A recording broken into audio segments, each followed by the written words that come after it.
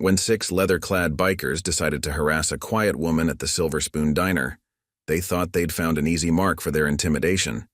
Instead, they encountered a decorated Navy SEAL combat medic whose intervention would not only change their lives, but spark a nationwide movement of redemption and healing. What unfolded that evening would be shared millions of times across social media, launch a revolutionary approach to gang intervention, and prove that sometimes the most powerful battles for peace begin in the most unexpected places. Let's dive into this remarkable story, but first, let us know in the comments where you're watching from. Emma Chen sat quietly at her corner table in the Silver Spoon Diner, the steam from her green tea curling up in the warm light of the setting sun. The small caduceus pin on her leather jacket was the only hint of her distinguished military career. 8 years as a Navy SEAL combat medic, with commendations that few knew about and she rarely discussed. At 34, her athletic frame and composed demeanor gave no indication of the hundreds of lives she'd saved in some of the world's most dangerous combat zones. "More tea, Emma?" asked Rose, the diner's veteran waitress who'd been serving there for nearly 30 years. The elderly woman had taken a liking to her regular customer, though she knew little about Emma's background beyond her work at the local trauma center. "Thanks, Rose. How's your grandson doing with his physical therapy?" Emma's voice was soft, but carried the quiet authority of someone used to managing crisis situations. She'd been helping Rose's grandson recover from a serious motorcycle accident, though she'd never mentioned her extensive experience treating far worse injuries under heavy fire. "Much better, thanks to your advice. That breathing technique you showed him really helps with the pain. Still can't believe you never mentioned being a SEAL all these years." Emma smiled gently. "Some experiences are better measured by how they help others than by the titles they earned us." The diner's bell chimed as the door swung open, cutting their conversation short. Instead of the usual evening crowd of families and weary workers, 6 members of the Iron Wolves motorcycle gang strode in, their heavy boots echoing on the checkered linoleum floor. Their leather cuts bore patches that spoke of trouble, and their leader, a towering man known as Razor, carried himself with the menacing confidence of someone used to making others step aside.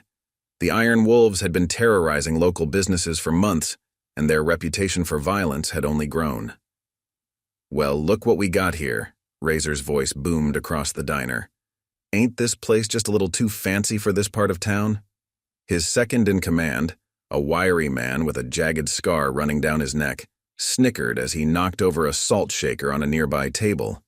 Emma watched their reflection in the window, her tactical mind automatically assessing the situation. Razor stood about 6 feet 4 inches, likely 260 pounds. The man with the scar kept his right hand near his vest pocket, potentially armed.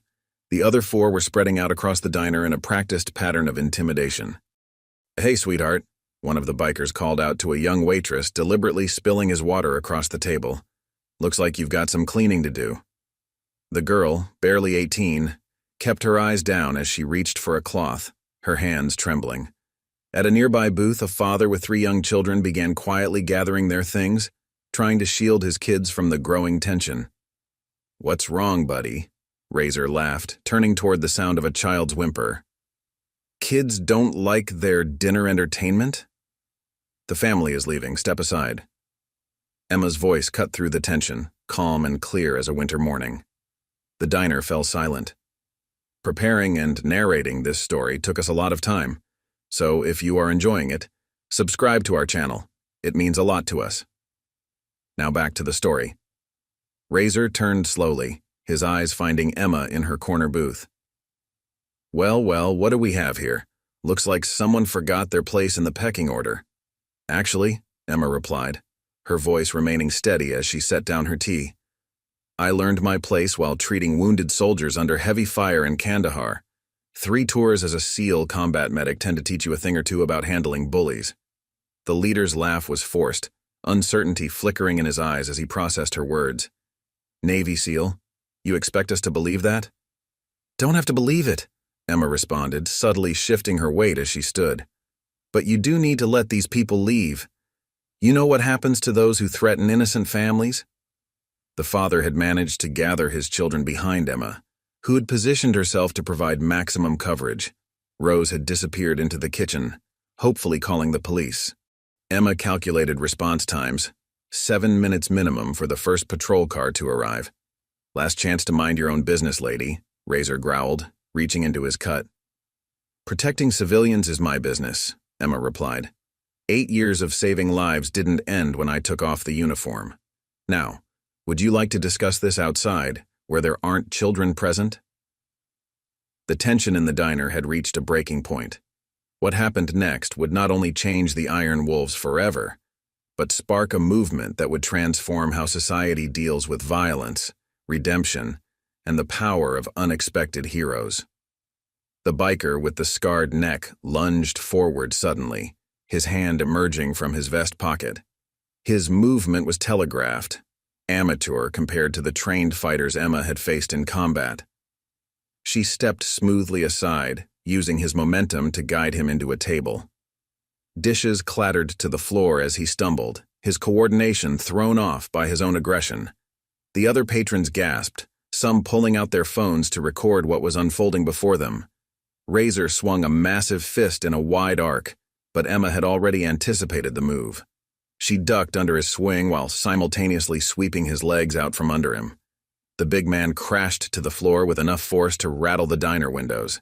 His pride hurt more than his body. The impact sent vibrations through the worn linoleum floor, causing the hanging lights to sway gently above them. "You're going to regret this," Razor snarled, struggling to his feet. Blood trickled from where he'd bit his lip during the fall. "Nobody messes with the Iron Wolves and walks away. Do you have any idea what we do to people who stand up to us?" "I've heard similar threats before," Emma replied calmly, her breathing steady and controlled. "Usually from people who don't understand the difference between intimidation and real combat experience. In my line of work, we learned quickly that true strength isn't about making others fear you. It's about protecting those who can't protect themselves." 2 more bikers moved to flank her while the other 2 blocked the exits. Emma remained centered, her hands relaxed at her sides. The training that had kept her alive through countless combat missions was about to serve a different purpose, protecting innocent people in a small-town diner. She could hear the frightened whispers of the children behind her, reminding her of the many civilians she'd protected in war zones around the world. "Take her down!" Razor roared to his remaining men. But as they moved in, they were about to learn why Navy SEAL combat medics were considered among the military's most formidable operators. Emma's unique combination of martial skills and medical knowledge meant she knew exactly how to incapacitate without causing permanent harm. Years of treating battlefield injuries had taught her precisely how the human body worked, and how to control it without causing lasting damage. The first biker charged in, throwing a wild haymaker that would have knocked out most opponents. But Emma wasn't most opponents. She slipped inside his guard, using a precise strike to a pressure point that sent him staggering backward, his arm temporarily numbed. "That's the brachial plexus," she said matter-of-factly, her voice carrying the same calm tone she'd used to teach combat medicine to fellow SEALs. "The numbness will wear off in about an hour.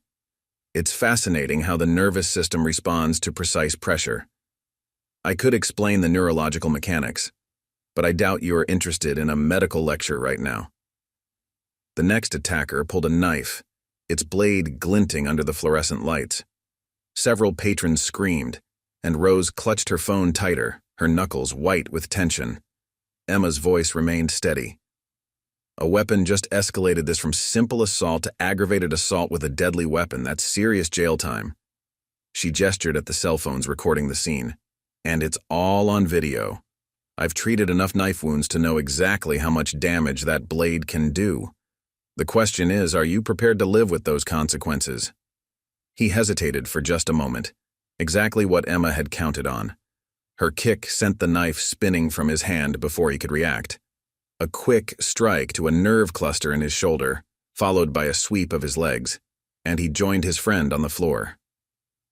"Suprascapular nerve," Emma explained, almost didactically. "Fascinating how the human body works, isn't it?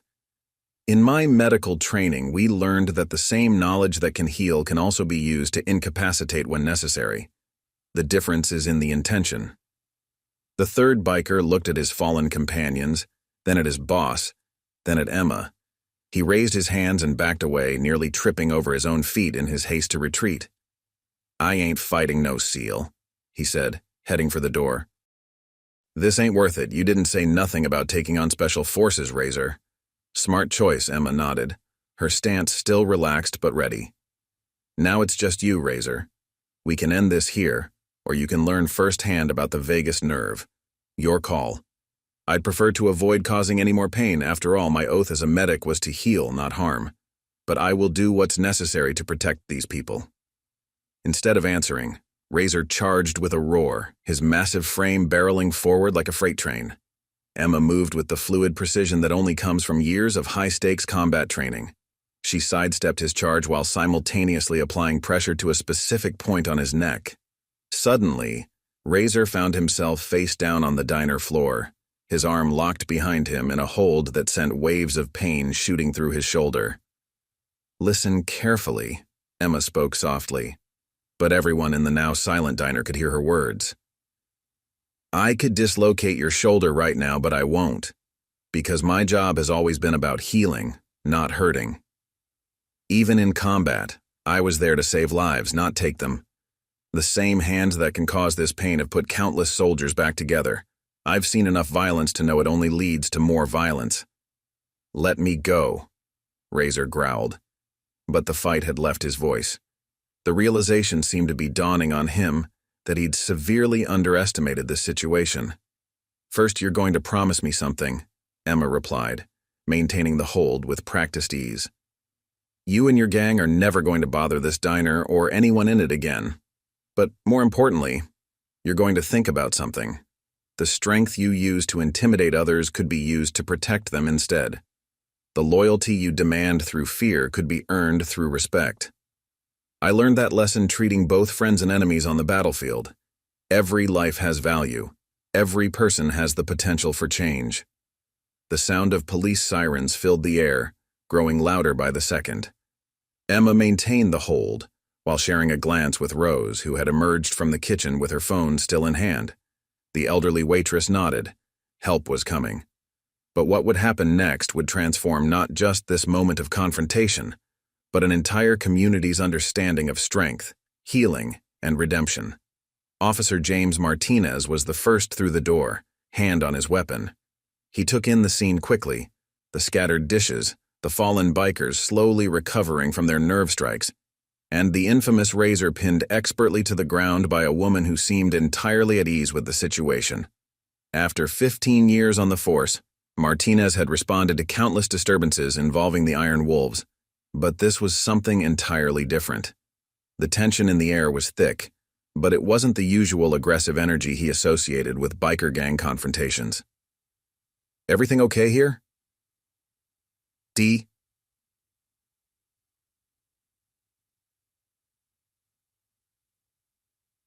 Though his eyes remained fixed on Emma, the responding officers behind him spread out through the diner, securing the scene with practiced efficiency.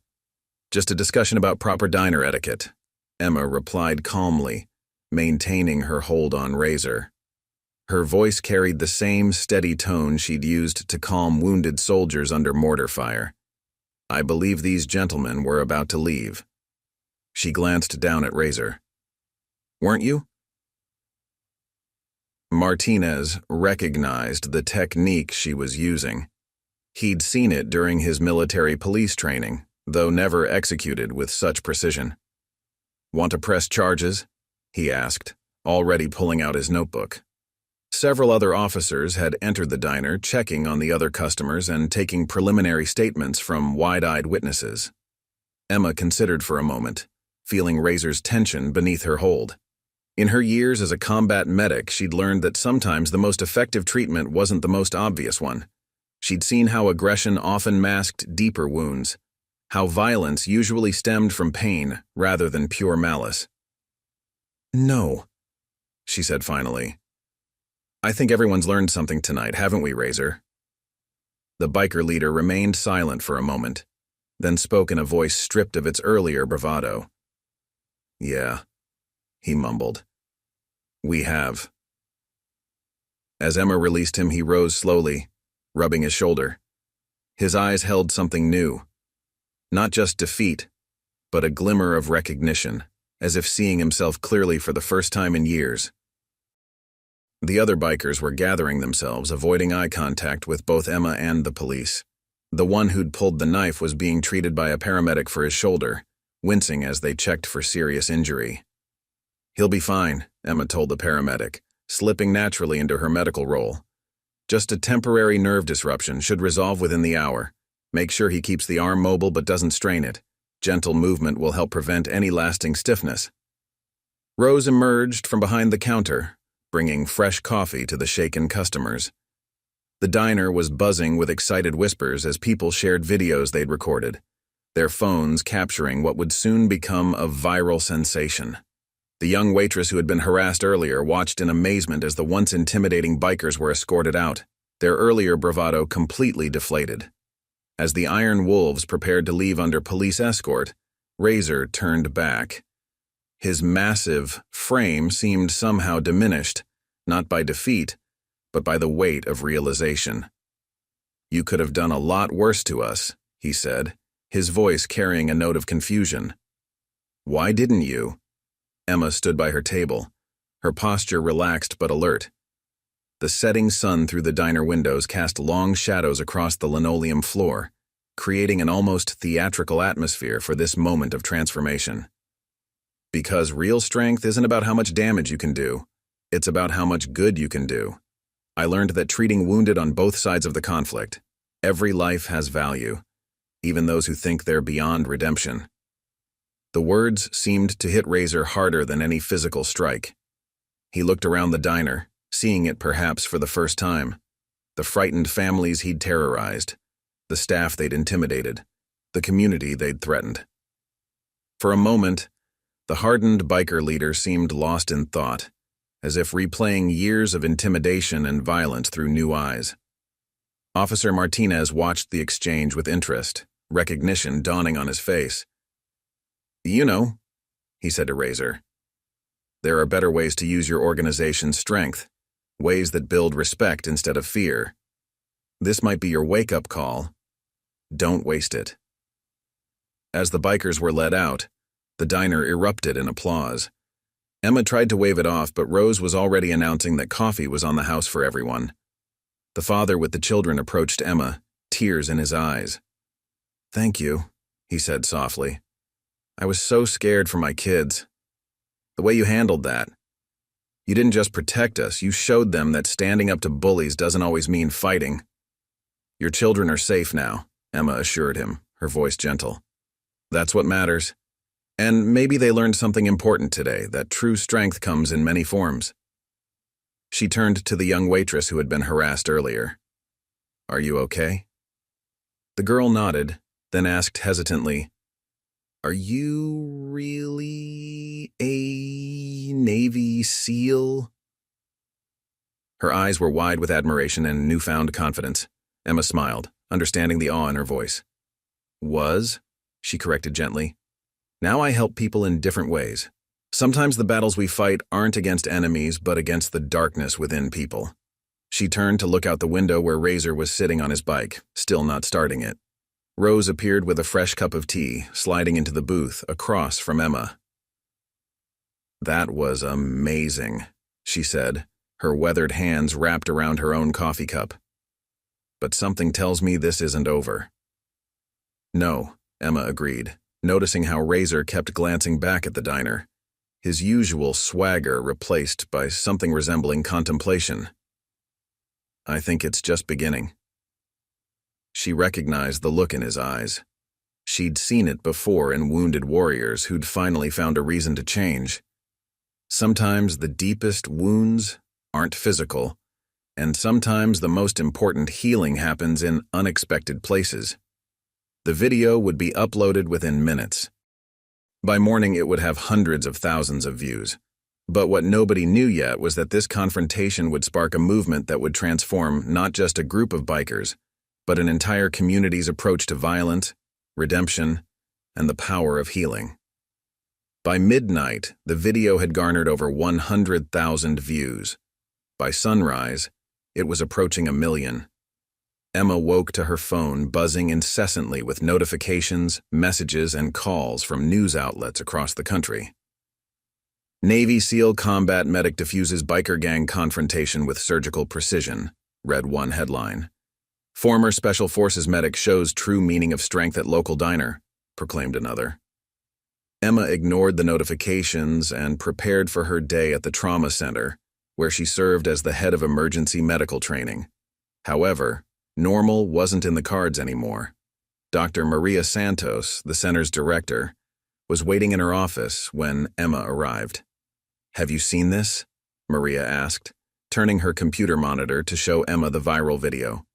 The footage captured every moment clearly, her precise movements, her calm demeanor, the way she had neutralized the threats while simultaneously explaining the medical principles behind her actions. "This is extraordinary, Emma. But what's even more remarkable is what happened this morning." Before Emma could respond, her office phone rang. It was Rose from the diner. "Emma, honey, you need to get down here. Something's happening." There was an unusual edge to the waitress's voice. Not fear, but something else. "Trouble?" Emma asked, already standing up ready to move. "No," Rose replied. "Just, you should see this for yourself." When Emma arrived at the Silver Spoon Diner 15 minutes later, she stopped short in the parking lot. The place was packed, with people actually waiting outside to get in. But what really caught her attention was the group of motorcycles parked in an orderly row. Not Iron Wolves, but other local motorcycle clubs. Inside, Betty rushed over to her. "They've been coming all morning," she explained, gesturing to the bikers scattered throughout the diner. "Different clubs from all over the area. But they're not causing trouble, they're apologizing." A large man in a leather vest stood up from his booth. His patch identified him as the president of the Road Warriors, MC. "Ms. Chen," he called out, "got a minute?" Emma walked over, aware that the whole diner was watching. The biker extended his hand. "Name's Big Mike. I represent several legitimate motorcycle clubs in the area. What happened here last night? That's not what we're about. The Iron Wolves give all bikers a bad name. We wanted you to know that we're here to support this establishment and its customers." "That's unexpected," Emma replied honestly, shaking his hand.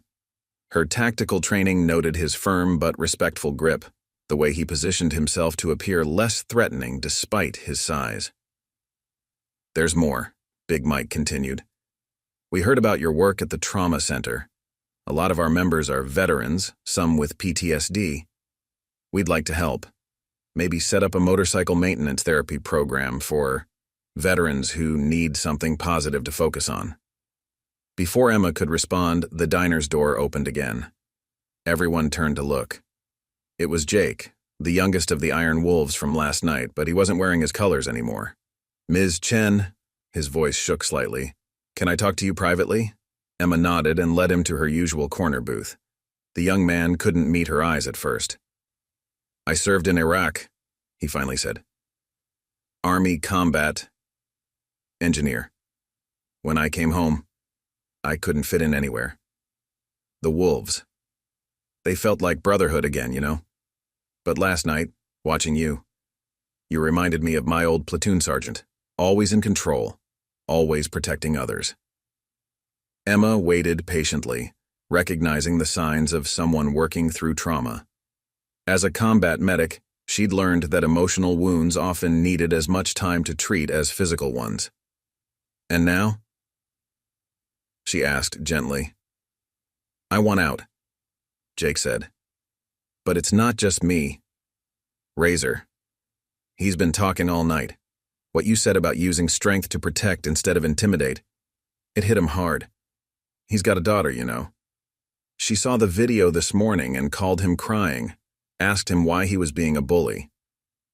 Emma sat back, processing this information. As a SEAL medic, she'd learned to look for patterns, to see how individual symptoms could indicate broader conditions. What was happening here felt like the beginning of something important, a chance for healing on a larger scale. "The trauma center opens at 9, she said finally. "Come by tomorrow, bring anyone who wants to change, we'll figure something out." The words came naturally, the same tone she'd used countless times with wounded warriors who thought their injuries meant the end of their usefulness. Jake's eyes lit up with hope. "Really? Even after what we did?" His voice carried the familiar tone Emma had heard countless times from wounded warriors who couldn't believe they deserved a second chance. The morning sunlight streaming through the diner's windows cast a warm glow across his face, highlighting the mixture of uncertainty and yearning in his expression. "Especially after what you did," Emma replied firmly. "Because you're proving my point. Real strength isn't about intimidation. It's about having the courage to change." She recognized the look in his eyes, the same one she'd seen in countless wounded soldiers when they first realized their injuries didn't mean the end of their usefulness, but rather the beginning of a new chapter. As Jake left, wiping his eyes, Big Mike approached again with an unexpected proposal.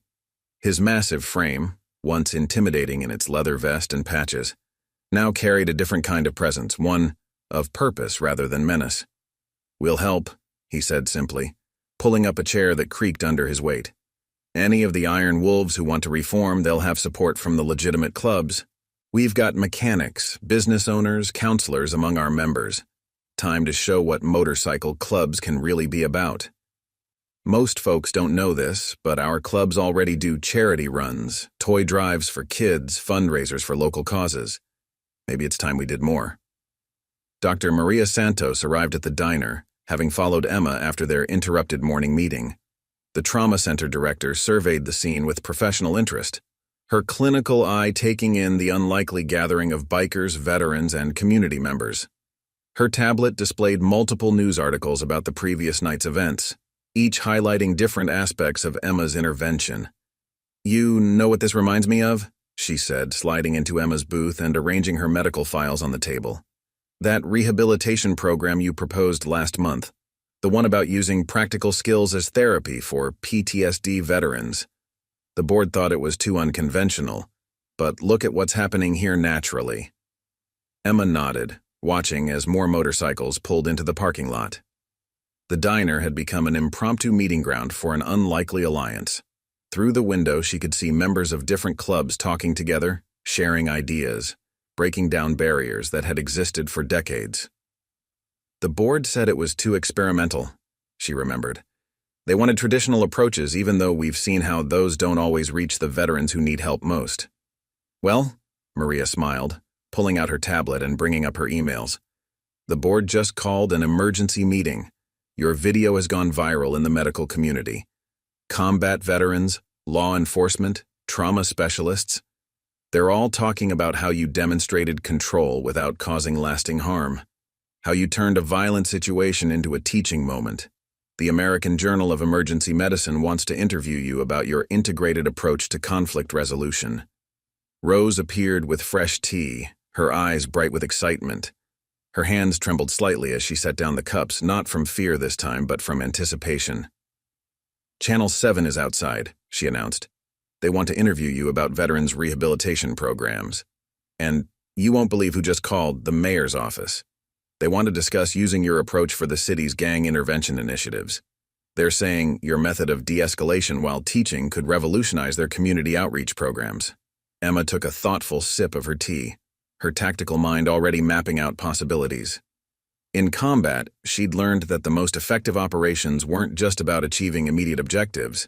They were about creating lasting positive changes in the operational environment. She'd seen how sustainable peace came not from forcing submission, but from building understanding and common ground. "We're going to need a bigger space," she said finally, setting down her cup. "The trauma center can't handle what's coming." She turned to Big Mike. "How many of your members have experience with property maintenance? Construction? We need to think bigger than just program space. We need a facility that can become a symbol of transformation." The large biker grinned, pulling out his phone. "Between all the clubs? Dozens. Got carpenters, electricians, plumbers, you name it. Most of them learned their trades in the service or through apprenticeships, been looking for ways to give back, teach others what they know. Why? What are you thinking? Because, Emma explained, reaching for a napkin and beginning to sketch out her vision. If we're going to do this right, we need a dedicated facility. Somewhere we can combine veteran rehabilitation with practical skills training. A place where former gang members can learn trades alongside the veterans they once looked up to. Not just a center, but a community hub for transformation. Maria was already typing on her tablet, her medical administrator's mind racing with possibilities. The old community center on Mason Street, she suggested, pulling up satellite images. It's been abandoned for years. The city's been looking for renovation proposals. 40,000 square feet, central location, plenty of parking for motorcycles, and potential for both indoor and outdoor training areas. Perfect location, too, Big Mike added, leaning in to study the images. Neutral territory between different gang areas. Easy access for veterans coming from the VA hospital. We could set up workshop spaces, classrooms, maybe even a coffee shop like this diner. Somewhere people can feel safe and welcome while they rebuild their lives. The diner's door opened again, bringing with it a shaft of bright morning light. This time it was Razor himself, without his iron wolf's cut. The big man looked different in the morning light, less threatening, more uncertain. The change in his appearance was subtle but significant. Shoulders slightly slumped, eyes carrying a new awareness. He carried something in his hands, a folded piece of paper. "My daughter drew this," he said gruffly, approaching Emma's booth. It was a child's drawing of two figures, a large man in a motorcycle jacket helping a smaller figure to stand. The simple crayon strokes carried more meaning than the most elaborate artwork. She said this is how she wants to see her dad, helping people up, not pushing them down. Made me realize I've been teaching her all the wrong lessons about strength. Emma studied the drawing, recognizing the profound symbolism in the simple illustration. Her medical training had taught her to look for signs of healing, and this was a symptom of something powerful taking root. "You know," she said, "we're going to need experienced leaders for this program, people who understand both sides of the story, people who know what it's like to want to change." Razor's eyes widened slightly as he grasped her meaning, a spark of purpose replacing the uncertainty in his gaze. "You'd trust me? After everything?" "I trust the man who's standing here now," Emma replied. "The one who's ready to use his strength to lift others up. That's what being a warrior is really about. Protecting, teaching, helping others find their way. Sometimes the strongest thing we can do is show others how to be strong in the right way." The transformation was visible in Razor's bearing, subtle but significant. The aggressive stance softened, replaced by something more purposeful. It reminded Emma of the changes she'd seen in wounded warriors who finally found their new mission, their way to continue serving even after leaving the battlefield. The transformation started faster than anyone could have anticipated. Within days, the old community center on Mason Street was buzzing with activity. Bikers from various clubs worked alongside veterans and former gang members, clearing debris and beginning essential repairs. The sound of motorcycles was now accompanied by the rhythm of hammers and the whir of power tools. Emma stood in what would become the main training area, supervising as Big Mike directed a team of volunteers in reinforcing support beams. The space was already taking shape, high ceilings perfect for the planned automotive workshop, natural light streaming through newly cleaned windows, and enough room for both practical training and therapy sessions. "Your medical supply shipment just arrived," Dr. Santos announced, walking in with a clipboard. "The hospital board approved our request for surplus equipment. They're calling this a pilot program for community-based trauma recovery." She paused, watching as Jake, the former Iron Wolf, carefully instructed two younger gang members on proper safety protocols for operating power tools. "You know, when you first proposed combining physical rehabilitation with vocational training, I thought it was ambitious. Now I'm thinking it might have been conservative." Emma nodded, her attention drawn to where Razor was leading a group discussion in what would become the counseling area. The former gang leader had surprised everyone with his natural ability to connect with troubled youth. "It's about understanding the whole person," she explained. "In combat medicine, we learned that treating the visible wound isn't enough. You have to address the underlying trauma, give the body and mind new patterns to follow." The center's renovation had become a symbol of transformation itself. Former rivals worked side by side, sharing skills and stories. Veterans found purpose in mentoring younger members, while reformed gang members discovered talents they never knew they possessed. The local media had taken to calling it the Phoenix Project, a name that stuck for its representation of rebirth and renewal. "Ms. Chen," called out a young voice. It was Amy, Razor's 12-year-old daughter, who had become a regular presence at the center. She carried a stack of papers in her arms. "I finished the designs for the community garden." The girl had surprised everyone with her talent for landscape architecture, spending hours planning how to transform the center's neglected courtyard into a healing space. Emma reviewed the drawings, impressed by the thoughtful layout. Amy had incorporated wheelchair-accessible paths, meditation areas, and even a small motorcycle maintenance workspace where people could teach and learn basic repair skills in a peaceful setting. "This is excellent work," Emma praised. "The integration of practical spaces with healing areas. It's exactly what we need." "Dad says healing happens better in beautiful places," Amy said proudly. "He learned that from you." She glanced over at where her father was now demonstrating proper lifting techniques to a group of veterans, his voice carrying the same authority he'd once used to intimidate, now redirected toward protection and education.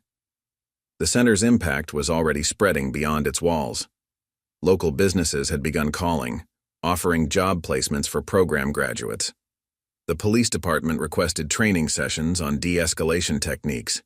Even rival gang members were showing up, drawn by the stories of transformation they were hearing. "Emma," Dr. Santos called out, holding up her tablet. "The National Veteran Affairs Office just called. They want to send representatives to study our model. They're saying this could revolutionize community-based veteran rehabilitation programs." Rose arrived from the diner with coffee for everyone, a daily tradition she'd insisted on maintaining. "The Silver Spoon's becoming quite the spot," she reported, setting up her coffee station in what would become the center's cafe area. "Had some former gang members from the next county over come in this morning. They want to know how they can start something similar in their community." Emma watched as a group of veterans taught motorcycle maintenance to former gang members, their hands steady as they explained engine components and basic repairs. The scene reminded her of medical training sessions in the field. The same focus, the same sense of purpose, the same understanding that knowledge shared was both practical and healing. "You know what's really changing here?" Big Mike observed, wiping sweat from his brow as he joined Emma for coffee. "It's not just about the skills we're teaching. It's about showing people they have value, that their strength can build instead of destroy." A commotion at the entrance drew their attention. A group of teenage boys, wearing the colors of a notorious street gang, stood hesitantly in the doorway. Jake approached them, his demeanor calm and welcoming. "Looking to learn something?" he asked. The boys shuffled nervously, but one spoke up. "Heard you could show us how to fix bikes, and maybe other things too." Emma exchanged glances with Dr. Santos. This was why they'd created this space, not just for rehabilitation, but for prevention. Every person who chose to walk through those doors was choosing a different path, a chance to redirect their strength toward something constructive. "Remember when we thought standing up to bullies in a diner was a big deal?" Rose mused, pouring another round of coffee. "Now look at what it's becoming." "Sometimes," Emma replied, watching as Jake led the teenagers toward the workshop area, "the biggest changes start with the smallest moments of courage." She knew from her years of combat medicine that healing wasn't just about fixing what was broken. It was about creating the conditions for new growth, new purpose, new life. The success of the Phoenix Project caught attention far beyond their small city. 1 month after the diner incident, Emma found herself facing an unexpected challenge: expansion. Rehabilitation centers from 3 neighboring states were calling, wanting to learn how to implement similar programs. "We've got a situation," Razor announced, walking into Emma's newly established office at the center. He wasn't alone. With him was Senator James Morrison, a decorated combat veteran himself, who had taken notice of their unprecedented success in community transformation. "Ms. Chen," the senator extended his hand. "Your program has caught the attention of the Veterans Affairs Committee. We're interested in exploring the possibility of implementing this model nationwide." He gestured to the busy workshop visible through the office window, where former gang members were learning motorcycle maintenance alongside veterans. Emma gestured for them to sit, noting how naturally Razor now carried himself in professional settings. His transformation from intimidating gang leader to respected program coordinator had become a powerful testament to their work. "That's unexpected," she responded, her medical training automatically assessing the implications of such rapid expansion. "Is it?" The senator pulled out his tablet. "The original video has over 50 million views now, but it's what came after that got my attention. You've turned former adversaries into community leaders. You've given veteran families new purpose. You've created a model that works because it addresses both physical and emotional rehabilitation simultaneously." Razor spoke up, his voice carrying the conviction of someone who had lived the transformation he was describing. "We've been getting calls from motorcycle clubs all over the country. Groups that want to change want to help veterans like we're doing, but we need structure, resources, proper medical oversight." "That's where I come in," Senator Morrison explained, laying out several documents on Emma's desk. "I'm proposing legislation to fund veteran motorcycle rehabilitation programs nationwide based on your Phoenix model, but we need your expertise to help set it up properly, ensuring the medical and psychological components are properly integrated." Dr. Santos entered the office, carrying fresh data from their first month of operations. "Emma, you need to see these results.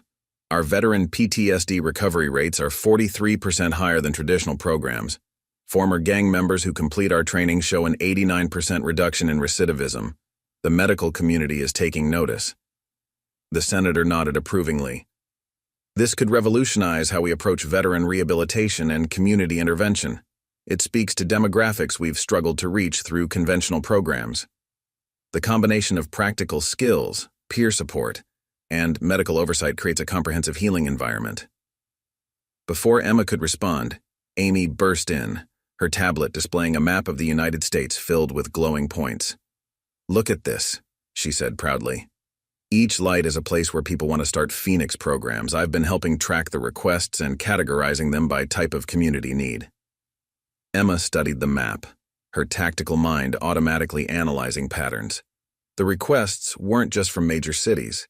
They came from small towns, rural communities, places where traditional rehabilitation programs often struggled to gain traction.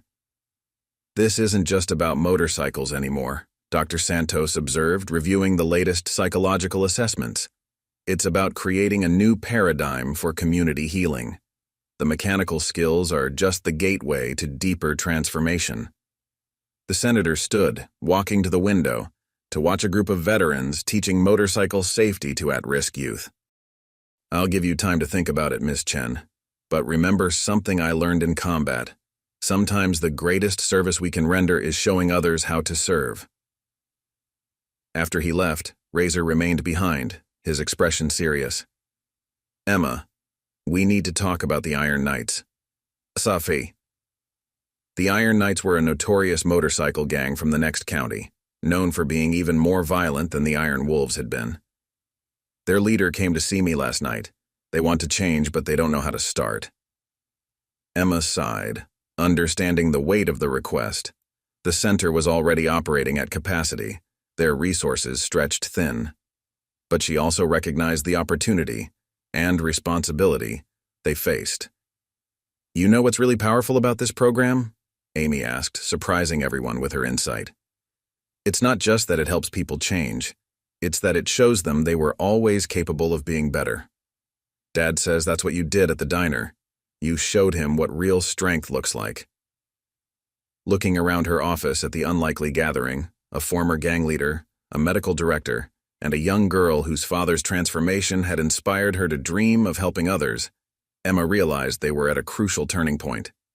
The program they'd built from a single act of courage in a diner was poised to become something far larger.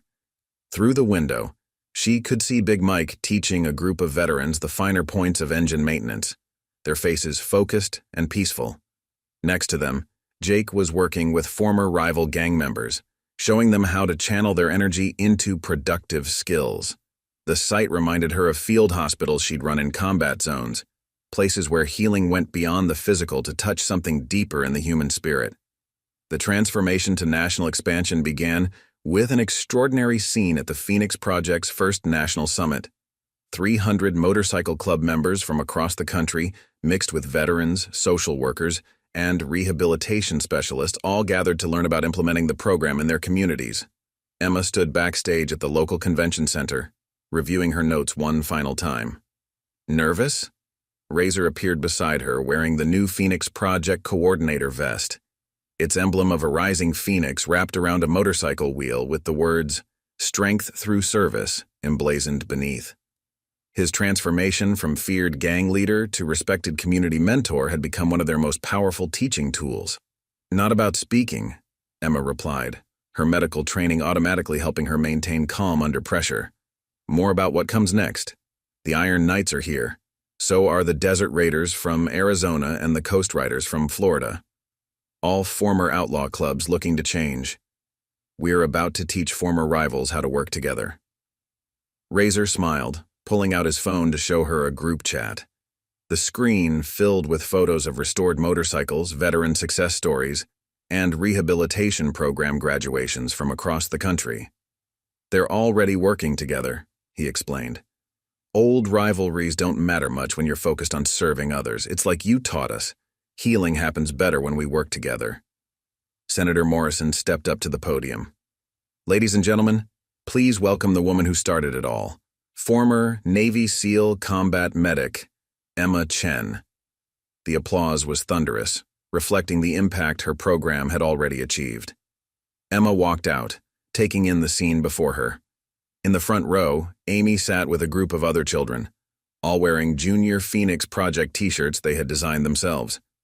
Behind them, the Iron Knights sat next to their former rivals, sharing notes about veteran outreach programs. The transformation from their first confrontation at the Silver Spoon Diner felt both distant and immediate.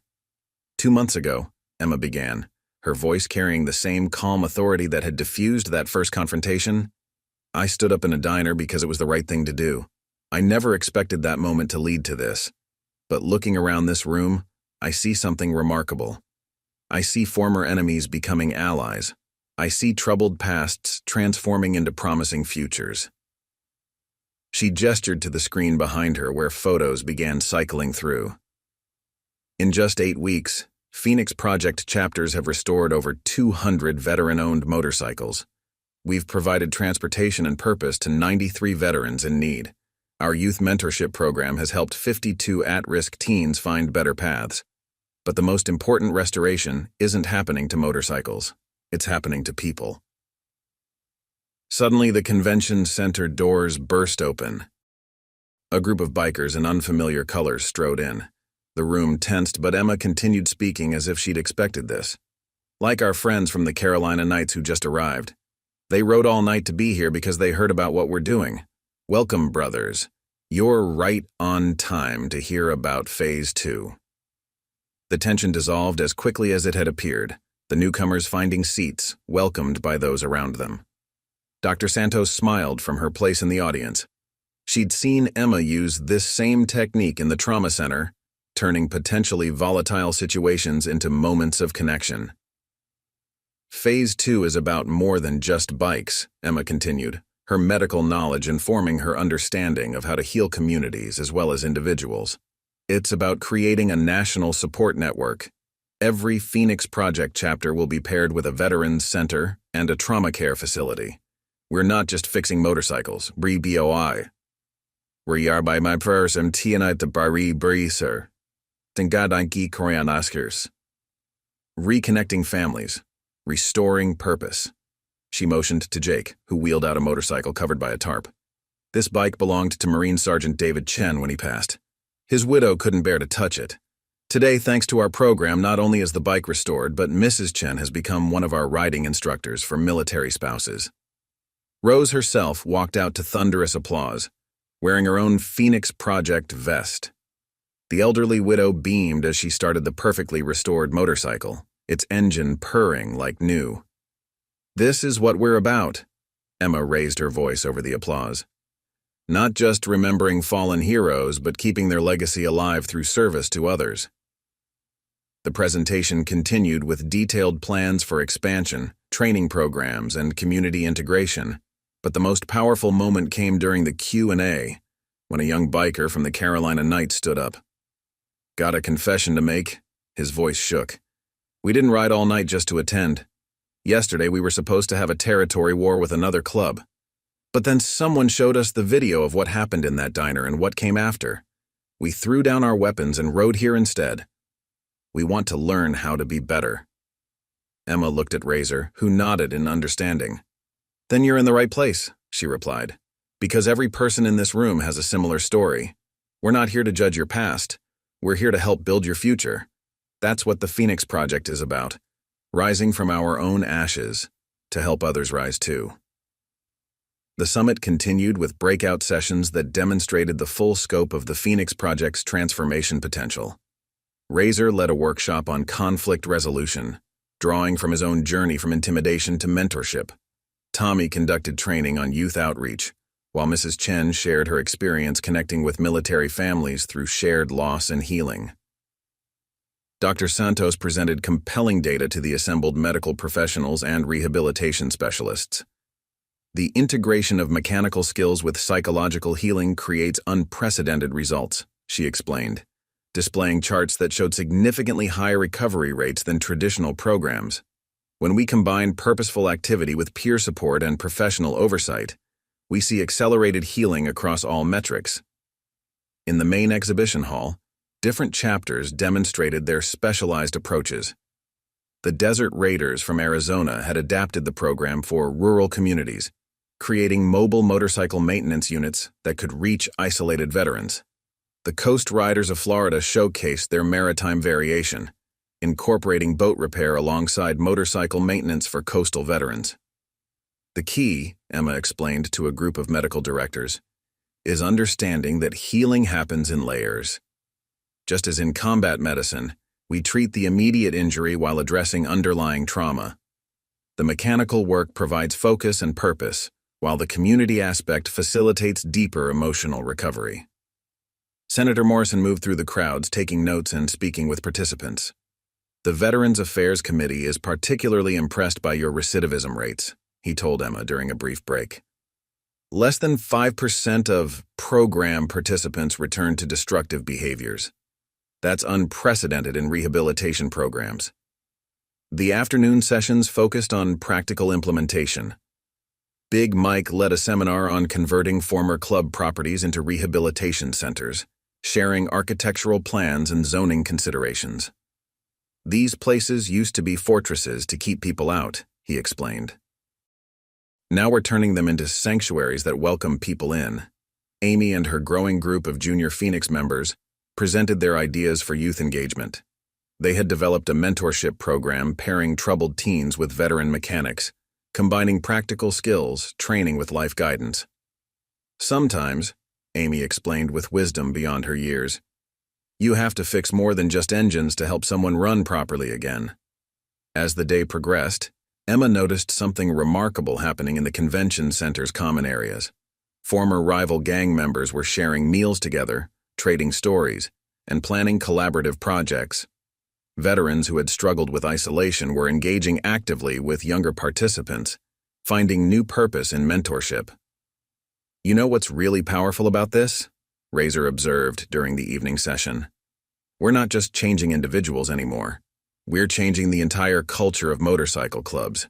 The same networks that once spread fear are now spreading hope." The success stories shared that day illustrated the program's diverse impact. A former gang member spoke about opening his own legitimate motorcycle repair shop, employing other program graduates. A military widow described how learning motorcycle maintenance helped her process her grief while creating a new community for herself. Dr. Santos presented the medical community's perspective. What makes the Phoenix Project unique is its holistic approach to healing, she explained. We're seeing improvements not just in PTSD symptoms, but in overall life satisfaction, family relationships, and community engagement. The mechanical skills provide the structure, but the transformation goes much deeper. Late in the day, Emma received an unexpected message. The leader of one of the country's largest outlaw motorcycle organizations wanted to meet. They've seen what we're doing, Razor explained, showing her the message.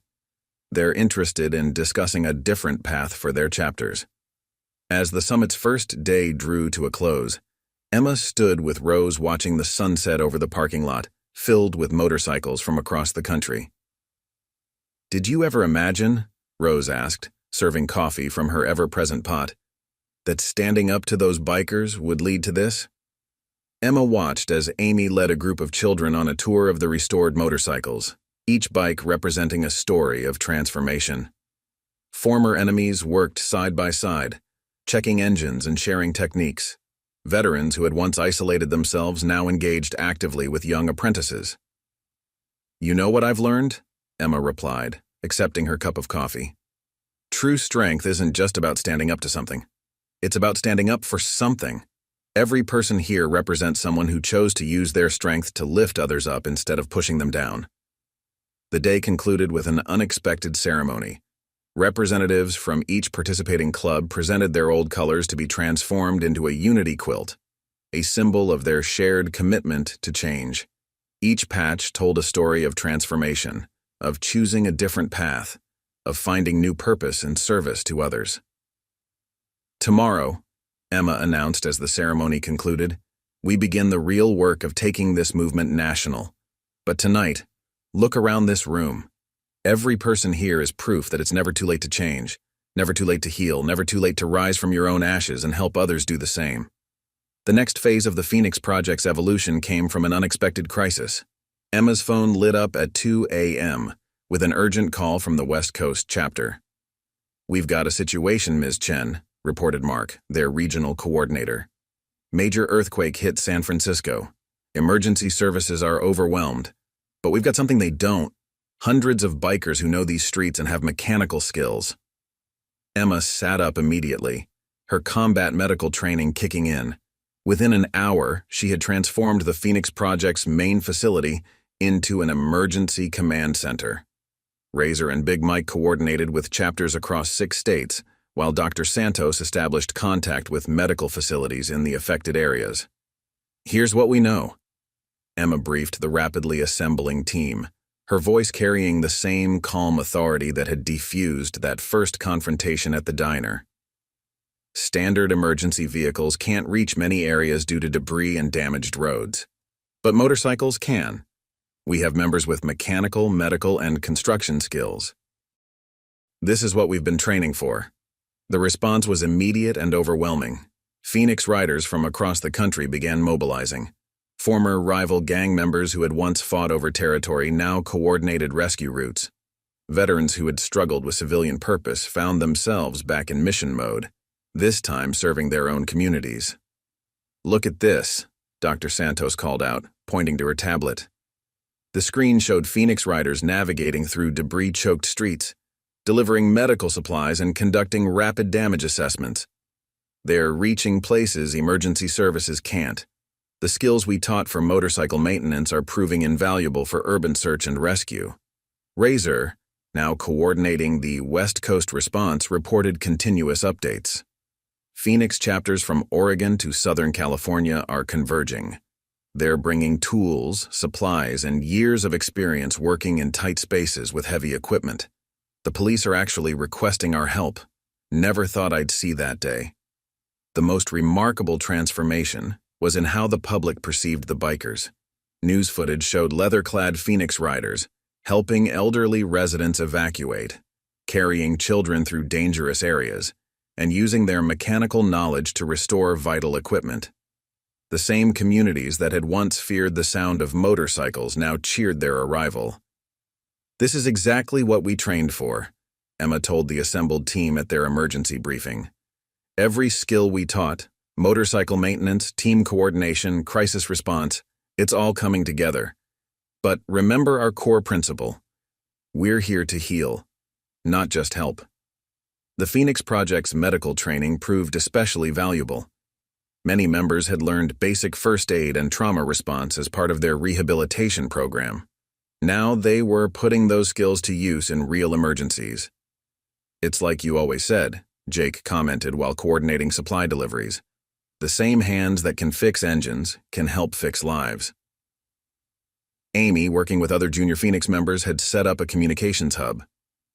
"Dad," she called out to Razor, "the Oakland chapter reports they've cleared access to 3 blocked medical facilities. They're requesting additional mechanical teams to help restore backup generators." The operation demonstrated the full evolution of the Phoenix Project. Bikers who had once terrorized communities were now their protectors. Veterans who had struggled to find purpose were leading rescue teams. Former enemies worked seamlessly together, their old rivalries forgotten in the face of real crisis. "You've created something extraordinary," Senator Morrison observed, visiting the command center. "These men and women aren't just responding to a crisis. They're demonstrating a new model of community emergency response. The Pentagon is particularly interested in how you've integrated veteran skills with local knowledge." As the crisis response continued, Emma noticed something profound happening. Other motorcycle clubs, seeing the Phoenix Riders in action, began reaching out. "They want to know how to join," Big Mike reported. "Not just the program anymore. They want to learn how to serve like this." Dr. Santos provided a medical perspective on the transformation. "What we're seeing is therapeutic engagement on a massive scale. These emergency response activities are providing exactly the kind of purposeful, adrenaline-channeling work that many of our participants need. They're healing themselves by helping others." The most powerful moment came when the leader of a notorious outlaw club arrived at the command center. "Saw your people out there," he told Emma. "Got 50 bikes and riders ready to help. Maybe afterward we can talk about making it permanent?" Rose, who had set up her coffee station in the command center, smiled knowingly. "You know what really changed?" she asked Emma during a quiet moment. "They found something bigger than themselves to fight for, just like you showed them that night in the diner." As Emma watched Phoenix Riders from across the country working together, she realized they'd created something unprecedented, a nationwide network of transformed lives ready to transform other lives. The crisis had revealed the true power of their program. It wasn't just about rehabilitation, it was about redemption through service. The earthquake response operation transformed not just the communities affected, but the Phoenix Project itself. 2 weeks after the initial crisis, Emma found herself addressing an emergency United Nations conference on community-based disaster response. The assembly hall was packed with international aid coordinators, disaster response specialists, and community leaders from around the world. "What you've demonstrated goes beyond emergency response," the UN Emergency Relief Coordinator explained. "You've shown how transformed communities can become transformative forces in crisis situations. We're particularly interested in adapting your model for post-conflict zones." Emma shared the podium with Razor and Dr. Santos, each representing different aspects of their evolving program. The presentation screens behind them showed Phoenix Riders working alongside traditional emergency services, their unique capabilities filling critical gaps in disaster response. "The key to our effectiveness," Emma explained to the assembled delegates, "lies in our integrated approach. We combine the mechanical skills learned through our rehabilitation programs with the disciplined response protocols from our veteran members. But most importantly, we bring intimate knowledge of local communities, earned through our ongoing service programs." Dr. Santos presented the medical data, her professional analysis highlighting the program's dual impact. "We've documented remarkable therapeutic benefits for our participants during these operations. The combination of adrenaline-driven activity with purposeful service creates powerful healing opportunities. Our veterans, in particular, show significant improvement in PTSD symptoms when engaged in these structured emergency response activities. Razor's presentation drew particular interest. The former gang leader detailed how their nationwide network of chapters could rapidly mobilize resources and personnel. "We've got people who know every back alley, every alternate route, every local community leader," he explained. "That's knowledge you can't get from maps or databases." International delegations began approaching with specific proposals. The Japanese Emergency Management Agency was particularly interested in their motorcycle-based rapid response teams. European representatives discussed adapting the model for their urban centers. Australian Emergency Services wanted to explore applications for rural and outback areas. "But here's what really makes this work," Emma emphasized during the final session. "Every Phoenix Rider who responds to a crisis carries their own story of transformation. They understand what it means to rise from devastation. That creates a unique form of empathy and commitment." The conference's turning point came during the practical demonstration section. Phoenix Riders from multiple chapters conducted a live emergency response simulation, showcasing their ability to navigate difficult terrain, provide immediate assistance, and coordinate with traditional emergency services. "Watch how they move," Senator Morrison commented to the assembled officials. "These aren't just trained responders. They're people who've found their true purpose. The same skills that once made them feared now make them essential community assets." Amy, who had been documenting the project's evolution, presented her own analysis. "It's like a chain reaction of healing," she explained, displaying her carefully compiled data. "Each person who transforms through our program becomes capable of helping transform others. During the earthquake response, we saw former program participants spontaneously organizing their own community support initiatives. The international impact began almost immediately. Requests started pouring in from countries facing various challenges, from natural disasters to social unrest. Each inquiry recognized the unique potential of transformed communities to help transform other communities. Dr. Santos worked with international medical teams to develop standardized training protocols. "We're creating a new paradigm in community rehabilitation," she explained, "one that recognizes the therapeutic value of purposeful emergency response work while maintaining professional medical oversight." Big Mike, coordinating with international motorcycle clubs, reported growing interest in their model. "We're getting calls from clubs worldwide," he shared during the evening briefing. "They've seen what happened in San Francisco. They want to learn how to become part of the solution in their own communities." Emma watched as representatives from former rival organizations worked together, planning joint training exercises and sharing resources. The transformation she'd initiated that night in the diner had evolved into something far beyond her initial vision, a global movement of redemption through service. "You know what's really powerful about this?" Rose observed, serving coffee to a group of international delegates.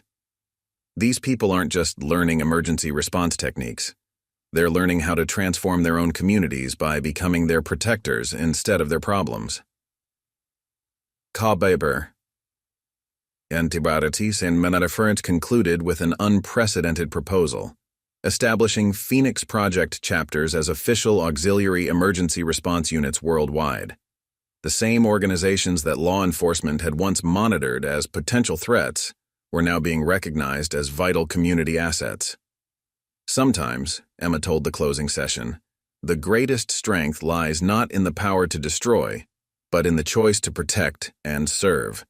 Every Phoenix Rider represents someone who made that choice, and every emergency we respond to becomes another opportunity to prove the power of transformation." The transition to international implementation brought new challenges and opportunities. At Phoenix Project headquarters, Emma found herself coordinating with organizations she never expected to work with. The World Health Organization had taken interest in their rehabilitation model. while international law enforcement agencies studied their approach to community transformation. We've received formal requests from 23 countries, Dr. Santos reported during the morning briefing. Her presentation displayed a global map highlighting areas where social unrest, natural disasters, or post-conflict recovery created opportunities for their program. Each situation presents unique challenges, but our core principles of transformation through service remain universally applicable. The first international test case came from Japan, where a coalition of former Bosozoku riders, members of Japanese motorcycle gangs, had reached out after seeing the Phoenix Riders' earthquake response. They sought to work with local veterans and transform their organizations into community support units. The cultural adaptation is crucial, Emma explained to the international coordination team. We provide the framework, but each community must build its version of the program according to local needs and values. This approach had already proven successful as the first Japanese chapter, calling themselves the Rising Sun Riders, began working with self-defense force veterans. The modifications were fascinating to observe. In Britain, former outlaw motorcycle clubs partnered with Royal Marine veterans to create Heritage Riders, focusing on restoring classic British motorcycles while helping veterans transition to civilian life. Australian chapters incorporated long-distance outback rides as therapy for PTSD veterans, turning their vast distances into healing journeys. Each adaptation strengthens the overall model, Dr. Santos noted, reviewing data from the international pilots. We're seeing how different cultures approach rehabilitation and community service, creating a richer framework for future implementations. During a video conference with international coordinators, Kenji, a former Bosozoku leader turned community organizer, shared their progress. The Phoenix Project showed us how to maintain our brotherhood while finding a better purpose, he explained through an interpreter. We've adapted the mechanical training to include traditional Japanese values of honor and service. The transformations continued to surprise even the program's veterans. In Ireland, former paramilitary members worked together through the program, using motorcycle restoration as a way to heal old wounds. South African chapters brought together veterans from opposite sides of past conflicts, finding common ground in their shared mission of community service. "Look at this," Amy called out during one evening's global coordination meeting. Her screen displayed Phoenix programs operating across multiple continents, German bikers helping rebuild a veterans memorial, Brazilian riders organizing motorcycle safety courses for favela youth, South Korean chapters working with military families along the DMZ. The breakthrough came when a United Nations peacekeeping official proposed an unprecedented application of their model. Your success in transforming rival groups into cooperative forces suggests broader applications, he explained during a strategy session. We're interested in adapting your approach for post-conflict reintegration programs. Emma found herself working with an increasingly diverse team. Maria handled cultural adaptation training, Razor coordinated with international motorcycle clubs, and Tommy developed youth programs that could work across different societies. The most powerful moment came during the first International Phoenix Riders Summit in Geneva. Former rivals from dozens of countries shared stories of transformation. A British ex-rocker worked alongside a French former gang member to demonstrate their veteran outreach techniques. Japanese Rising Sun Riders taught Australian chapters about incorporating meditation into their program. "You've created something extraordinary," Senator Morrison told Emma as they watched the summit unfold. "This isn't just veteran support anymore. It's become a model for turning conflict into cooperation on a global scale." Mrs. Chen, invited to speak about her experience to the international audience, captured the essence of their achievement. "When I lost my husband," she told the gathered crowd, "I thought I lost everything.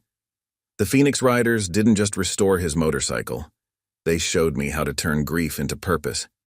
Now I see the same thing happening worldwide, people taking their pain and transforming it into power to help others." As the movement grew, each new chapter added its own wisdom to the program. Whether in Tokyo or London, Rio or Berlin, the same scene played out. Former adversaries working side by side, teaching young people, helping veterans, building community. The program had transcended its origins to become a global force for positive change. The Phoenix Project's growing international presence led to an unexpected opportunity for its most ambitious initiative yet. During a routine morning briefing, Emma received an urgent request from the United Nations Department of Peacekeeping Operations. A conflict zone in Southeast Asia needed immediate assistance with community reconciliation, and traditional peacekeeping methods weren't proving effective. "They're specifically requesting our expertise," Dr. Santos explained, reviewing the detailed proposal. "Two opposing factions have seen our success with rival motorcycle clubs and want to apply similar principles to their peace process. They believe our transformation model could succeed where conventional diplomatic approaches have struggled." Emma found herself in a UN conference room, facing leaders from both factions.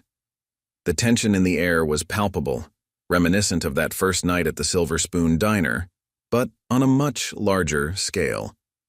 With her were Razor Dr. Santos and representatives from successful Phoenix chapters worldwide. "Before we begin," Emma said, her voice carrying the same calm authority that had diffused countless confrontations, "I want you to meet someone." She gestured to a screen where Mrs. Chen appeared, speaking from her now thriving motorcycle workshop. "She's going to tell you about real strength." Mrs. Chen shared her story of loss, healing, and transformation. As she spoke, Emma watched the hardened faces of the faction leaders soften. The elderly widow's journey from grief to purpose resonated across cultural and linguistic barriers, touching something universal in the human experience. "Now," Emma continued after Mrs. Chen's testimony, "let me show you something else." She played videos of former rival gang members working together during natural disasters, of enemies becoming allies through shared service. "Your weapons make you feel strong," Razor added, speaking from experience. "We thought our bikes and colors made us strong too. But real strength comes from protecting others, not hurting them." The breakthrough came when Tommy suggested a radical approach. "Before we talk peace, let's work together on something concrete. Your communities need rebuilding. Let's start there." What followed was unprecedented. Under Phoenix Project guidance, former enemies began working together on community restoration projects, just as rival bikers had learned to cooperate by fixing motorcycles. "It's the Phoenix Principle," Dr. Santos explained to UN observers. "When people focus on serving others together, their own conflicts become less important. We've seen it work with motorcycle clubs, veterans, and now, potentially, with entire communities in conflict." Back at the Silver Spoon Diner, Rose kept the news playing as reports came in from the conflict zone. "Look at that," she said proudly, watching former enemies working side by side under the Phoenix banner. The transformation wasn't instant, but it was profound. As with the motorcycle clubs, the key was giving people a way to be strong by helping others rather than dominating them. "You're not just negotiating peace," a UN official told Emma. "You're building it from the ground up, one restored relationship at a time." The success caught the attention of other conflict zones. Requests started coming in from regions worldwide, Northern Ireland, the Balkans, Central Africa, all wanting to learn the Phoenix method of transformation. But how do we scale this? Emma wondered aloud during a late-night strategy session at the diner. The same place where it all began now served as an informal command center for their global operations. Razor, who had grown into a skilled diplomatic liaison, had the answer. "The same way we did with the bikes, we teach them to teach others." They developed what they called Phoenix Peace Teams, mixed groups of former enemies who had learned to work together, now training others to do the same. The most powerful moment came when Kenji arrived from Japan with an unexpected delegation, former Japanese and Korean bike gang members, now working together to promote peace in their region. "We were enemies for generations," Kenji explained, sharing tea with Emma at her usual booth. "Now we're showing our communities how to move beyond old hatreds. The motorcycle was our path to conflict. Now it's our path to peace." A conflict resolution expert observing their work noted something fascinating. The motorcycle culture actually helps. These were people who already understood brotherhood and loyalty. You just helped them redirect it toward something positive. The mechanical skills provide a concrete way to rebuild trust while working toward a common goal.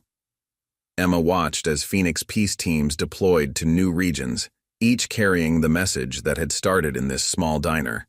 That true strength comes not from domination but from protection and service. The motorcycles that had once been symbols of intimidation were becoming vehicles of transformation. You know what really changed? Razor reflected, watching news footage of their teams at work. We stopped seeing ourselves as part of the problem and started seeing ourselves as part of the solution. That's what you showed us that night in the diner, Emma. Sometimes the strongest thing you can do is show others a different way to be strong. The United Nations General Assembly erupted in applause as Emma Chen concluded her presentation on the Phoenix Project's latest achievement: successful peacebuilding initiatives in 3 former conflict zones.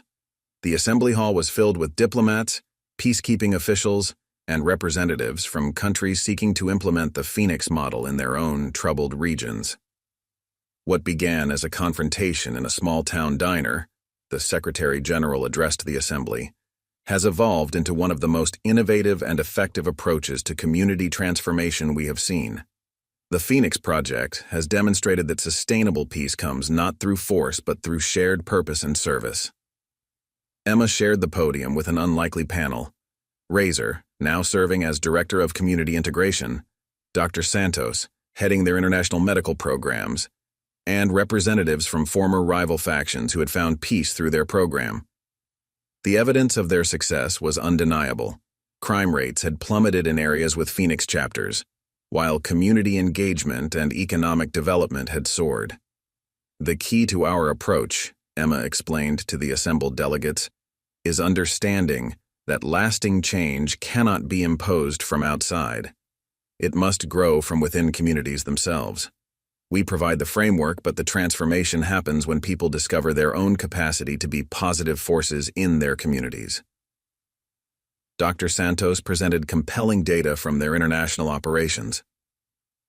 We're seeing consistent patterns across diverse cultures and contexts, she reported. When former adversaries work together on concrete projects, whether it's motorcycle maintenance, disaster response, or community rebuilding, the physical act of cooperation creates psychological bridges that traditional negotiation often fails to achieve. The assembly watched footage from their latest initiative, a joint project in a formerly war-torn region where rival groups were working together to establish a Phoenix Center. Former enemies learned motorcycle maintenance side by side, their shared focus on helping others gradually replacing old animosities with new purpose. But the most remarkable aspect, Razor added, his presence at the UN podium, a testament to the program's transformative power, is how the model self-replicates. Those who experience transformation naturally become agents of change in their own communities. The ripple effect is exponential. During the question and answer session, a delegate from a conflict-affected region raised a critical point. How do you ensure the program maintains its integrity as it expands? How do you prevent it from being co-opted or corrupted? Emma's response reflected the wisdom gained from years of program development. The strength of our model lies in its fundamental principle, service above self. When people truly embrace the idea that their strength should protect rather than dominate, they become guardians of the program's integrity. It's self-policing by design. The afternoon session featured practical demonstrations. Phoenix teams from different countries showed how they had adapted the program to their cultural contexts while maintaining its core principles. The Japanese Rising Sun Riders demonstrated how they had integrated traditional concepts of honor with community service. European chapters showcased their approach to post-conflict reconciliation through joint community projects. What we're witnessing, Senator Morrison commented to the assembly, is more than just a peace-building program. It's a fundamental shift in how we approach community transformation. The Phoenix Project has shown us that the same energy that drives conflict can be redirected toward cooperation and healing. Amy, now a young adult and the program's lead data analyst, presented research showing the long-term impact of their work. In every region where we've established Phoenix chapters, she reported, we see a consistent pattern: reduced violence, increased community engagement, and sustainable economic development. The key factor is that people find purpose in serving others. As the day's sessions concluded, Emma received news that would take their mission to yet another level. The World Bank had approved funding for Phoenix Project Centers in 20 new locations, recognizing their model as a cost-effective approach to both peace building and community development. You know what really makes this work? Rose asked, having traveled from the Silver Spoon Diner to witness this milestone. She had set up her coffee station in the UN building's lobby, creating a familiar touch of home amid the international proceedings. It's that you never forgot what it's all about, helping people find their way to being better versions of themselves. Emma watched as representatives from former conflict zones exchanged contact information and made plans for joint projects. The same energy that had once fueled their conflicts was being channeled into cooperation and rebuilding. Sometimes, she reflected, the greatest victory isn't in winning a fight, but in showing others they never needed to fight in the first place. 5 years after that fateful night at the Silver Spoon Diner, Emma Chen stood in the White House Rose Garden, preparing to receive the Presidential Medal of Freedom. The audience represented the full spectrum of the Phoenix Project's impact: former gang members turned community leaders, veterans who had found new purpose, international peace workers, and countless lives transformed through their program. What began as a single act of courage, the president addressed the gathered crowd, has grown into a global movement that has redefined how we approach community transformation, veteran support, and peace building. The Phoenix Project stands as proof that the greatest change often starts with one person willing to stand up for what's right. Dr. Santos, seated in the front row, held a tablet displaying the latest data from their worldwide operations. Over 500 Phoenix centers across 43 countries, more than 100,000 program graduates, and a documented success rate that had made their model the gold standard for community rehabilitation programs. Razor, now an internationally recognized expert in community transformation, sat beside his daughter Amy, who had grown from an inspired child to the project's executive director of youth programs. Their story of father-daughter transformation had become a powerful symbol of the program's multi-generational impact. The most remarkable aspect of the Phoenix Project, the president continued, is not just its scale, but its sustainability. By teaching people to become agents of positive change in their own communities, it has created a self-perpetuating cycle of transformation that continues to grow and evolve. Emma's thoughts drifted back to the Silver Spoon Diner as she prepared to accept the award. Rose had insisted on setting up her coffee station in the Rose Garden, creating a familiar touch of home amid the formal proceedings. The elderly waitress now operated a network of Phoenix Project cafes, each serving as a community hub for transformation and healing. But perhaps the most significant impact, the president noted, has been in areas of conflict resolution. The Phoenix model, as it's now known in diplomatic circles, has been successfully implemented in regions where traditional peace-building efforts had failed. It has shown us that true peace comes not through force or negotiation alone, but through transformed communities working together for the common good. The ceremony was being broadcast worldwide, watched by Phoenix Project centers across the globe. In Japan, Kenji and his Rising Sun Riders were hosting a graduation ceremony for their latest class of community peace workers. In South Africa, former adversaries worked side by side in their motorcycle maintenance program, teaching young people about both mechanics and reconciliation. Big Mike, who had been instrumental in expanding their disaster response capabilities, now headed the International Emergency Response Division. Under his leadership, Phoenix Riders had become recognized first responders in crisis situations worldwide, their unique combination of skills and community knowledge proving invaluable in numerous disasters. "You know what really changed?" Rose whispered to Dr. Santos as they watched Emma approach the podium. It wasn't just about teaching people new skills or giving them new purpose. It was about showing them that their strength could build instead of destroy. That's what Emma did that night in the diner. She showed those bikers a different way to be strong.